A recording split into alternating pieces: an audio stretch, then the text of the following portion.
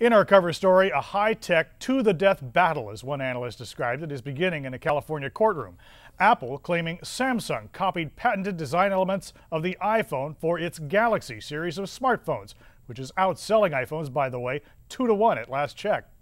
Apple says its iPhones and iPads' minimalist design, lack of buttons, rounded corners are parts of a patented design and look that Samsung violated when it created its Galaxy smartphones and Galaxy tablets. Whether this is really, these two products are similar or they are identical, essentially. That's the question. You can certainly make a product that's similar, but there's a line you can't cross. Typically in patent fights, one side or the other wants licensing revenues.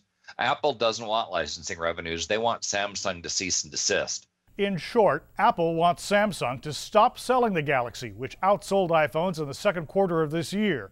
Samsung claims its own patents, and that this is really about Apple trying to get rid of competitors. Apple right now exists largely on tablets and smartphones, and what would be left if you strip that out would be a vastly smaller company. So while it would be significant, very damaging to both firms, it would be far more catastrophic for Apple if they were blocked from selling their goods than it would be for Samsung. The jury will come from Apple's backyard in Northern California. Already, Apple has won court permission to tell the jury how Samsung destroyed emails that Apple wanted as evidence.